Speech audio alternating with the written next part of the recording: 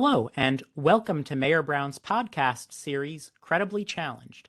This podcast focuses on risk management issues for financial institutions of all sizes, particularly those in the banking sector. My name is Matt Bisanz, and I am a partner in Mayor Brown's Financial Services Regulatory and Enforcement Practice. Joining me today is Kim Olson. Kim is the Executive Officer and Chief Risk Officer Americas at Sumitomo Mitsui Banking Corporation. On today's program, we'll talk about the complexities of risk management in a cross-border banking organization and some of Kim's experiences coming to risk management. Kim, thank you for being on today's program. Matthew, thank you so much for the invitation. I'm delighted to be here. So to dive into things, tell me a bit about the risk management function at your institution. How is it structured? How is it part of the global organization? Sure, Matthew. First of all, risk is second line of defense. And the Americas Division Risk Team is structured actually pretty similarly to how US bank risk management functions would be structured. Namely, we have risk verticals. So we have a credit vertical, a market risk vertical, a liquidity risk vertical. Model risk is very important.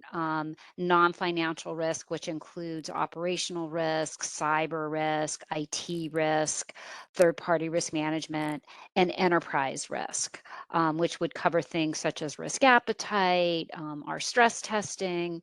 So basically those verticals create basically, how we oversee and look at risk within the Americas. We report in to the head office risk department. And they, oversee basically these risks also globally. One of the things I think is very important is the three lines of defense. That is so important in the Americas, for in particular US bank regulators and supervisors. And we definitely fall under those lines. So risk is second line. First line is the business. They own the risk. We review and challenge that risk and, work with them very carefully to be sure risks are mitigated and appropriately controlled. And then our third line of defense is audit, which basically makes sure that, the first and the second line are doing what they say they're going to be doing and living up to basically, within the policies that are set forth. With those similarities in mind, are there things you've seen at your institution that differ in risk management from some of your more US centric peers? Matthew, so yes and no. I mean, I think, what is different is a little bit the regulatory construct within which foreign banking operations sit versus US banks, especially if you have a big branch, right? So we though are under enhanced prudential supervision. It manifests a little bit differently than, say, a US depository institution would be regulated and supervised. That said, we have to adhere to all of the standards within the US, but we also have to, meet the home country regulations as well. So while I mostly focus on US matters, the implementation of whatever the standards are from head office, we have to make sure that we abide by those and we're mitigating risk in accordance with them as well. So we kind of have a dual set, whereas a US centric peer, will be more focused, at least within the Americas, really on the US standards. I'm aware that Japan has some quite sophisticated, particularly around resolution planning is where I've seen it, that they have sophisticated resolution planning requirements. And obviously the US has those kind of things as well. So I'm not surprised to hear that you also have on the EPS side of things a balancing act of complying with both the US and the home country. So that makes a lot of sense. Um, Definitely. when you're talking about working with the different lines of defense and management and also the regulators, what are some of the ways that your best practices or techniques for communicating risk matters to them, particularly when maybe there are parts of the business that aren't as sophisticated about the risk verticals, risk quantification, or levels of risk as you may be? Yeah, so Matthew, I think the first thing is I really try to get on the same page. One of the things I really want to do is from the business perspective or, from a different division, it may be a controls division or an infrastructure division, is, what is the issue that we're trying to solve? A clear statement of what the problem statement is and what the factors are that either that business or division is facing is very, very important in helping to construct solutions. I think also, the other thing that I really try to do is understand not only the problem statement, but how might we solve a particular problem, right? And so what I kind of call it is getting to the then basically of what's the issue? Do we see it commonly? If we don't see it in the same way, where's the rub? What can we do to basically understand it? And then from a risk perspective, what are the things that we absolutely need to make sure are looked at and solution for? And what I do try to do is really help the business partner really understand why, right? That might be because, if we don't measure and manage the risk, it could be runaway risk and it's really important. It could be that there's an infrastructure issue that could give rise to risk. It could be that there's a regulatory requirement that is new or different, and if we don't plan for it, it could create a risk, right? So I think that dialogue, short story short, is important. The how do we define the problem? Are we on the same page? And Mhm. how might we look at a solution and work together to get there? And that's really my approach.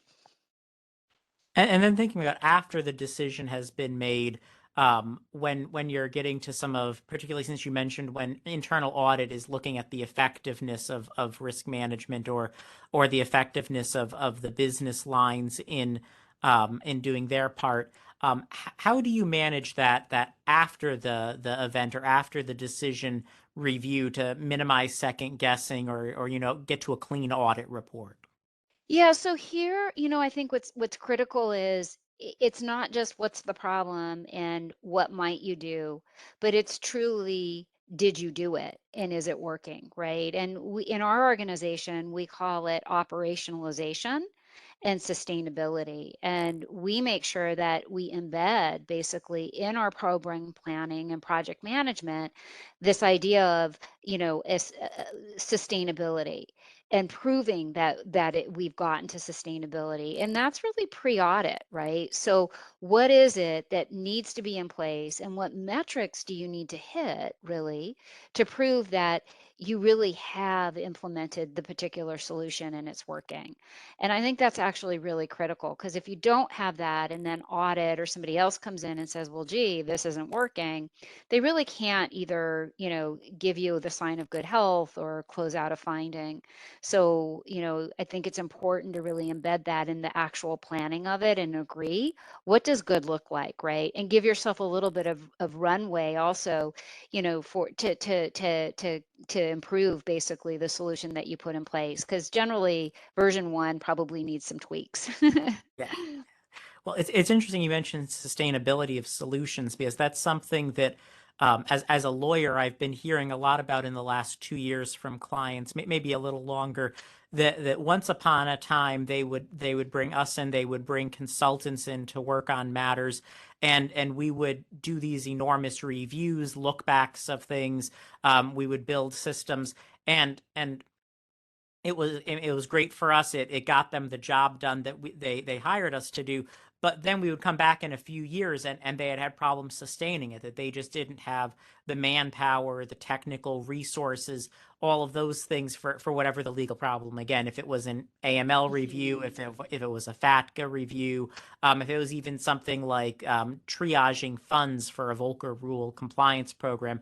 And so now I'm hearing more and more, particularly from senior managers like you, of when Mayor Brown, when you come in and do this engagement for us, we need you to give us procedures to do it, or we need you to think about how we're going to operationalize it, or that solution you have it's a great solution. It works from a legal perspective, but we can't implement it. And can you help us Mhm. find a way that it's something that we can actually implement. And so it's good to hear that it's the same on the risk management side, that you're also tuning your advice for the operational realities of the organization. Matthew, I just really think that that's so important. And thank you for sharing that. I think, really you can kind of think about it. What's the policy? What do you have to achieve? And then we then go forward to say, okay, what's the operating model? How are you going to get there? What's the interaction either between the lines or the businesses or the handoffs, right? So really getting to that process level. And then I think it's really critical to say what's the infrastructure and how much human talent do you need and how much can you automate, right? Mhm. And how over time will you, make sure it runs as seamlessly as possible. And then finally, how do you test to be sure that you're really hitting it? And I think you actually need all of those components to really hit sustainability over time. And you can argue that maybe in the beginning, when you're trying to prove out sustainability, you might not have all the infrastructure in place because that can take a little bit longer to build. But a clear design of what it needs to be and when you need to bring it on board is critical. Or I think over a while, over time, what happens is people don't really follow the routine, right? And you're kind of Mhm. back where you started, right? So I look for all of those, and I know our audit function really is very keyed into that as well. Yeah. Some things that I often see when people are building things for a sustainable future is creating metrics that can be automated, and dashboards that can display the periodic results of metrics or escalate issues. And those are great tools. I mean, we have those own tools that we use within the firm to manage our Mhm. processes of, how often we're billing, how long we're collecting things for. We use those same kind of dashboards. They're great, but sometimes I find they can provide a false sense of security that, as long as everything is green, it must be good.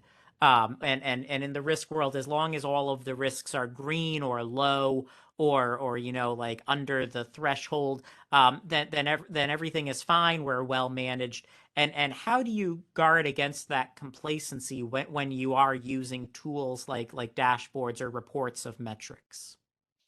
So, Matthew, that is a great question, and I'd kind of answer it in a couple of ways. So, first is design, right? So, you can be all green because you designed it so broadly that you'll never trigger something, right? Ever, right? It's just always evergreen. But underneath, the pot is really boiling over, right? Another flaw that can happen is you can design it so granularly, right, that a lot of different things are amber or red, but it's just really a lot of noise and no real signal, right? Mhm. So I think first thing is you got to design it so it tells you something, right? And so that it percolates actually issues and raises issues that truly are issues so that you can have kind of early identification to try to do something. So that's the first thing, right? The second thing though is that report may be great, but you can have a regime shift, right? And the variables that you thought were important might change when the markets change radically, or there's a geopolitical disruption, that you weren't expecting, right? So you also have to horizon scan, right? And so I think it's both of them. It's the right design and making sure that design, really gives you signal, but also staying open and attuned to what's happening and saying, gee, you know what? These metrics aren't going to capture that, but this is actually giving off emerging risks that we need to think about and possibly recalibrate our metrics or our risk appetite and cut some of the things that we thought that we would do. So I think that's critical. And I think, seasoned risk professionals really have to keep their eye on that. It's kind of science and it's art at the same time. Yes, there's definitely on again I have the legal bias to it, but the big part where we interact with the risk is around inventories of laws and regulations, and Mm, identifying those that create legal risk for an organization, or that are need to be put into to mitigate compliance risk, or manage compliance risk. And often the question I get put is, well, how do we know how to update or track these? And I've noticed that there are a lot of services out there that can sell the infrastructure to put together the initial Hmm. inventory, to put it into something like, again, just a vendor like a metric stream type vendor, that they have these great infrastructure programs.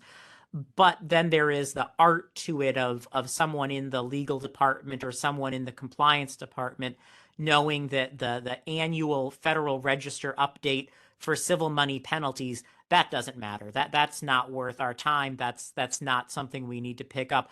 But that annual update that maybe is to our TILA exception Hmm. limit, that is something we need to pick up, because that could bring more loans into scope or fewer loans into scope of a disclosure requirement. And so having those kind of seasoned professionals doing the updating process for, again, my world of legal risk, that is so key to maintaining the system.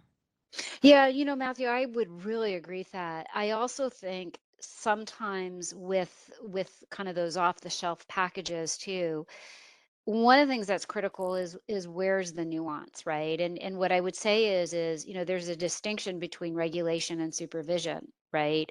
Mhm. And often in supervision, there's that nuance tweak that one needs to actually really think about. And I think, you can see that sometimes in speeches that are given by prominent regulators, or you can see that in, some of the actions maybe that come out where there's some phrasing basically that points to areas that are of concern, right, that might not exactly tie back to something. And I think it's really critical to be very thoughtful about that. And what's hard is sometimes they're hard to measure, right? So they're hard to put into a metric, but yet they're very important in terms of how you navigate forward, right? And so Mhm. that seasoning and that thoughtfulness is super critical, as one thinks about, I think, inventories and areas that could emerge effectively as risks to the organization.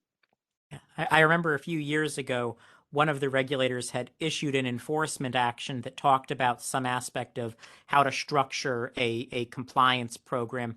And everyone saw it and was like, "Oh my, this is a huge deal. We all need to change how we've structured our compliance programs." This is a supervisory insight that, like, yes, it's an enforcement action, but we need to learn from it. And about a month later, I was at a conference where one of the staff from that regulator was speaking, and they're like, we not that we messed up, but we didn't intend this to be a supervisory expectation. It was something specific to that institution. It was unique to that institution's position. Please don't go all changing your things. This wasn't something we were trying to communicate. And I was like, oh yes, good. I'm not the only one who was looking very carefully at that sentence in that enforcement Right. action. I'm glad other people are tuned the same way that I am. Uh, but you are right, and I think particularly for emerging risks or emerging trends, a lot of those come across on the supervision side because they haven't made it into climate regulation, or they haven't made it into regulation, and a little Freudian slip there. But one area that I've been seeing as an emerging risk is around ESG risk. That there's no banking regulation that mentions climate change. There's nothing really talking about ESG that I can point to in the CFR, but it is something that all of the regulators are talking about. Some of the regulators have started to convey their supervisory expectations and propose things. And so, where does ESG risk fit into your risk management framework? So thanks, Matthew. That is a really important and topical, question. So you're right. There isn't a specific, at least in the America, in the U.S., specific requirements per se from a bank side. But my firm has committed to net zero by 2050.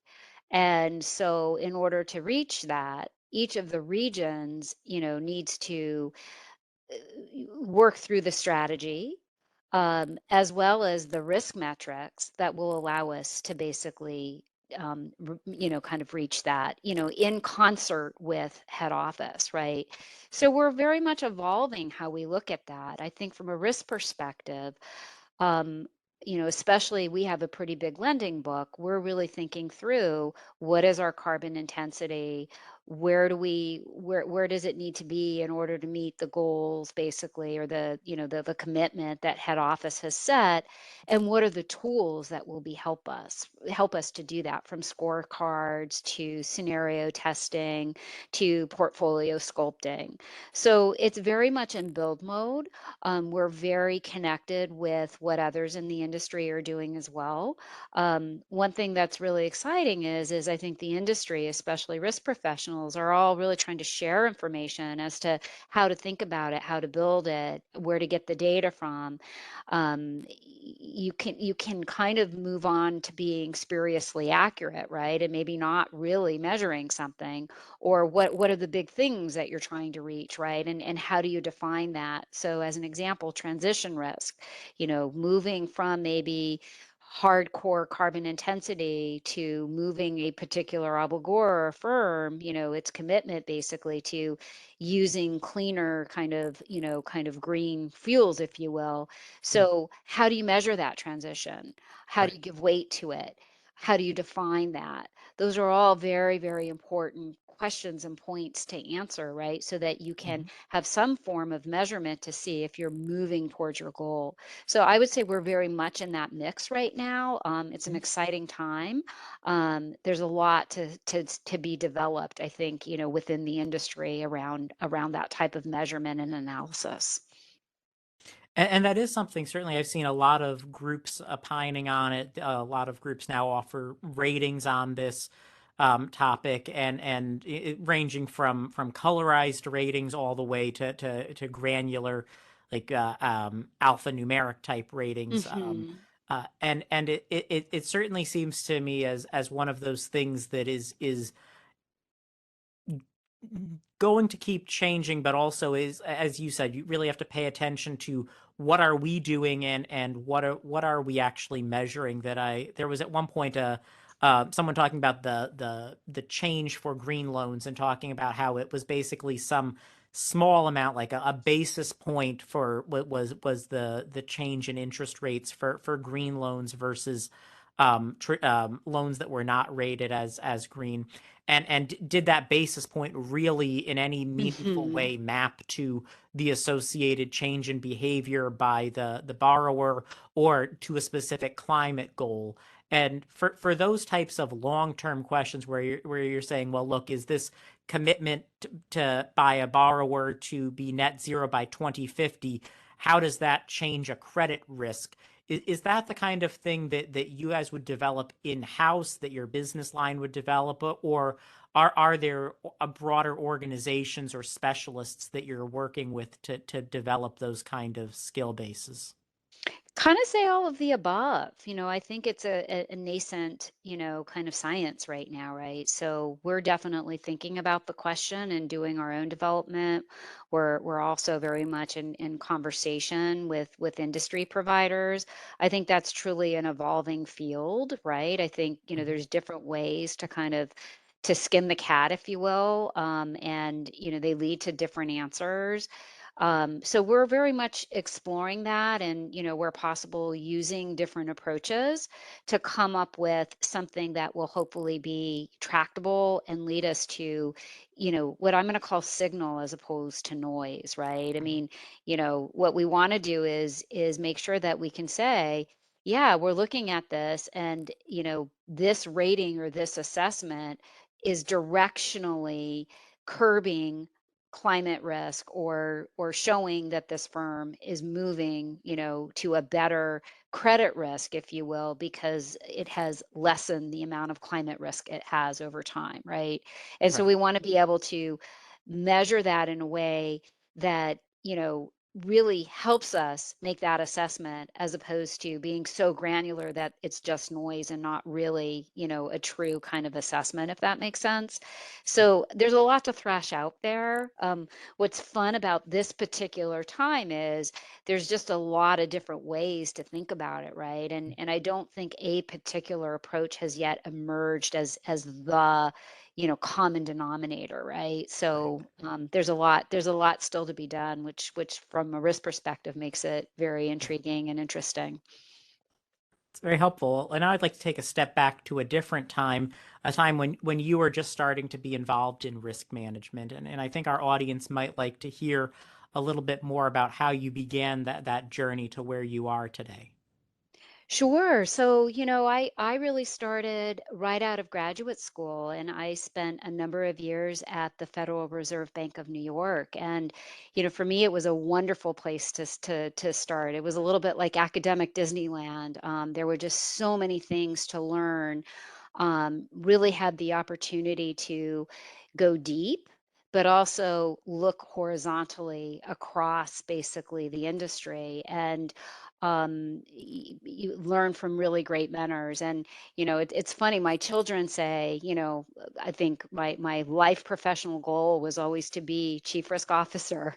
um, I don't know that I knew that at the time, but I did know that I found basically the topics incredibly stimulating, and that ability to be very technical on the one hand, to frame on the other hand, was something that I really learned there.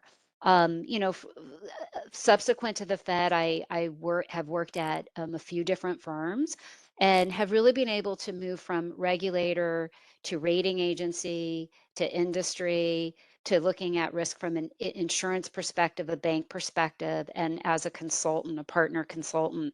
So I feel like I've been able to, almost make the movie in many different ways, right? As Mhm. a player, as an actor, as a writer, as a director. And that really, for me, has been, my pathway, right? And it's really today, I'm really fortunate. It informs how I do my job as chief risk officer, and being able to see it from all those vantage points. With those different vantage points, those different experiences, and now that you're up at the top of the risk pyramid, what are you looking for when you hire someone to be like a top lieutenant for you or your right hand person? What kinds of backgrounds or things are the skills that you really look for to support you in the organization?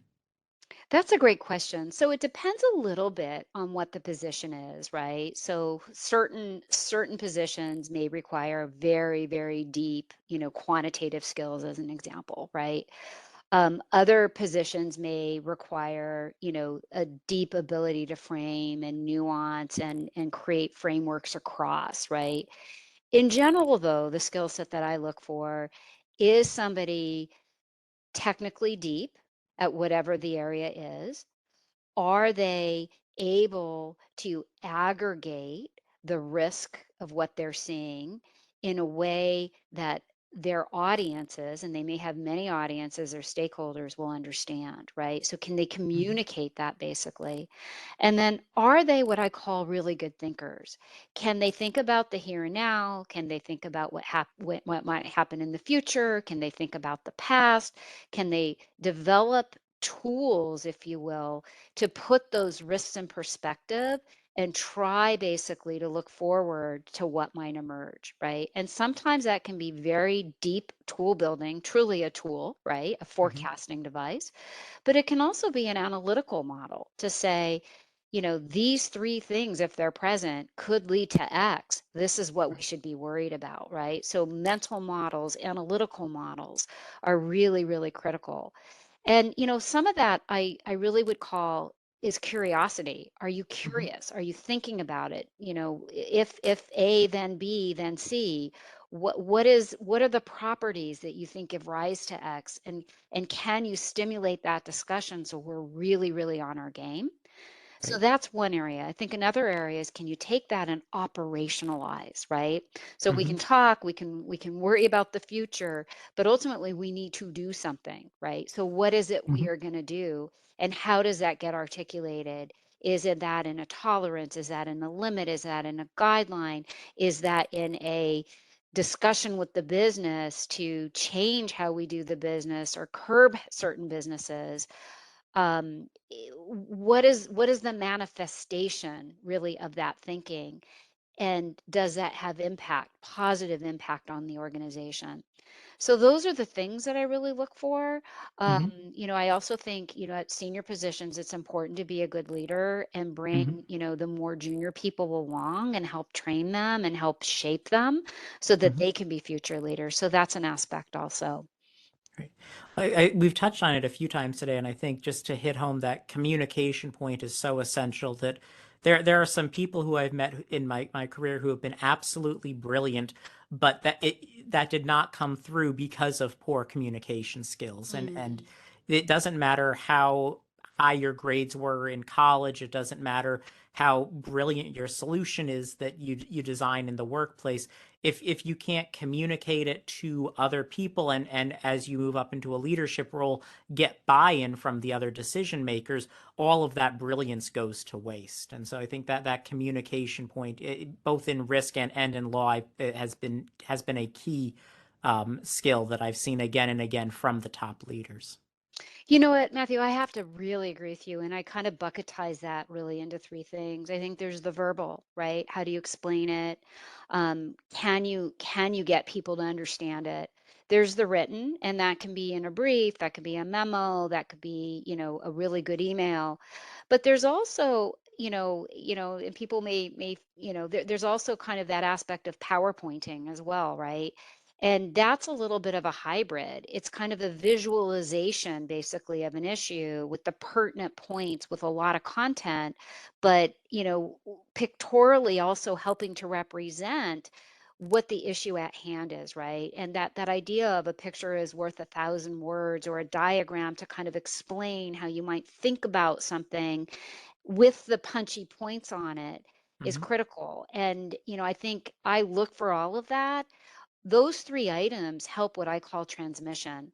It Hmm. helps us to understand what is the problem, how might we align to solve it, where are the pros, where are the cons, and what are those next steps, and are we all really on the same page, right? And Right. so I would completely agree with you that's really, it's kind of the lifeblood, if you will, Yeah. of a super seasoned, adroit risk manager, and sounds like lawyer as well. Yeah.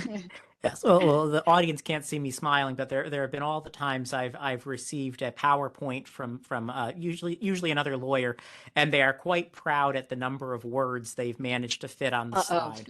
And they're like, well, I fit it all onto one slide. And my answer is, yes, but I can't read it.